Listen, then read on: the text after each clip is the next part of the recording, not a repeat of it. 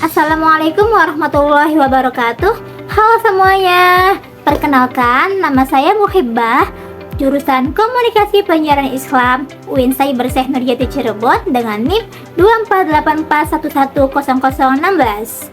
Sebelum mulai, saya mau tanya dulu nih, pernah nggak sih kalian lihat konten di TikTok atau di Instagram yang isinya kira-kira begini?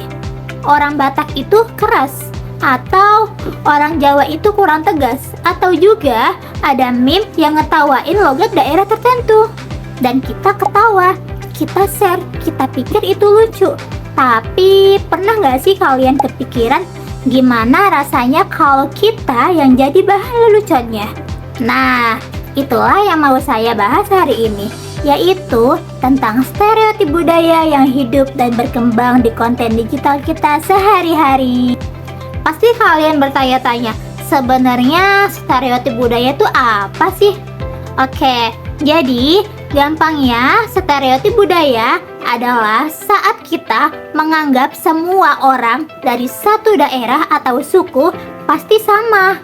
Kayak kita ngejudge seluruh isi buku cuma dari sampulnya, tanpa kita baca satu halaman pun.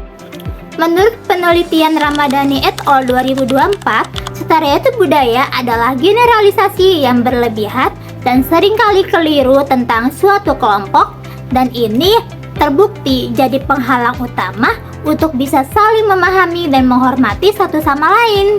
Jadi, bukan cuma soal salah paham biasa ya, akan tetapi ini menjadi penghalang nyata dalam komunikasi antar manusia.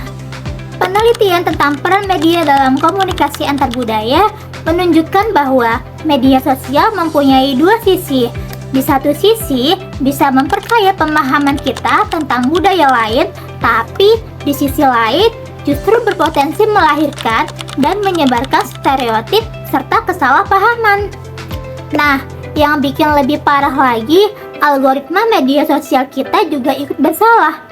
Platform seperti TikTok, Instagram itu dirancang buat nampilin konten yang banyak dapat reaksi, dan konten yang provokatif, yang bikin orang ketawa atau marah justru dapat lebih banyak like dan share dibanding konten yang edukatif, yang artinya sistem ini tanpa sadar memberi panggung lebih besar kepada konten-konten stereotip.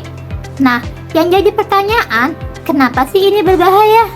Oke, ada dua teori yang perlu kita tahu.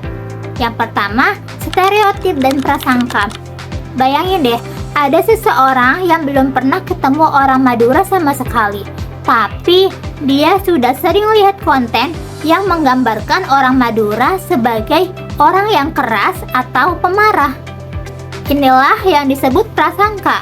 Dan menurut Ramadhani et al. 2024, stereotip etnis bisa menghambat komunikasi, menyebabkan kesalahpahaman, dan bahkan meningkatkan ketegangan antar kelompok. Selanjutnya, teori kedua yang gak kalah penting adalah etnosentrisme, yaitu kebiasaan kita menilai budaya orang lain pakai standar budaya kita sendiri. Contoh sederhananya, ada konten yang ngetawain cara makan atau dialek orang daerah tertentu karena dianggap aneh. Tapi aneh menurut siapa? Ya menurut standar si pembuat konten itu sendiri. Padahal bagi orang yang punya budaya itu adalah hal yang normal. Inilah etnosentrisme. Dan tanpa sadar, banyak konten viral kita itu penuh dengan sikap ini. Termasuk saya sendiri, pasti pernah tertawa pada konten seperti ini. Kita sering gak sadar nih bahwa yang kita anggap lelucon itu sebetulnya sedang merendahkan identitas seseorang. Kesimpulannya, stereotip budaya bukan hanya tentang masalah baper atau terlalu sensitif. Ini adalah hambatan nyata yang bisa merusak cara kita berkomunikasi, mempertebal prasangka, dan pada akhirnya merusak kerukunan di masyarakat yang majemuk seperti Indonesia. Dan di era digital seperti sekarang, satu konten bisa menyebar kemana-mana dalam hitungan menit. Bahkan membawa prasangka juga ikut menyebar bersama. Lalu, apa sih solusinya? Nah, jadi ada 3 hal yang bisa kita lakukan sekarang, yaitu yang pertama, jeda sebelum share. Jadi, sebelum kita membagikan konten yang lucu tentang suatu budaya, tanya dulu nih ke diri sendiri, ini tuh ngegeneralisasi orang nggak ya? Kalau aku jadi objeknya, aku terima nggak? Yang kedua, cari tahu dulu nih, jangan asal percaya, yaitu dengan kenal di budaya lain dari sumber yang lebih valid, atau cerita langsung dari orangnya, dokumenter, atau tulisan akademik. Dan yang ketiga, kita harus menjadi kreator yang bertanggung jawab, seperti yang ditekankan dalam berbagai penelitian, yaitu media seharusnya digunakan untuk mendidik masyarakat tentang pentingnya komunikasi lintas budaya yang baik, bukan malah menyebarkan prasangka. Sekian dari saya, kurang lebihnya mohon maaf. Terima kasih untuk kalian yang menonton video ini. Semoga bermanfaat ya.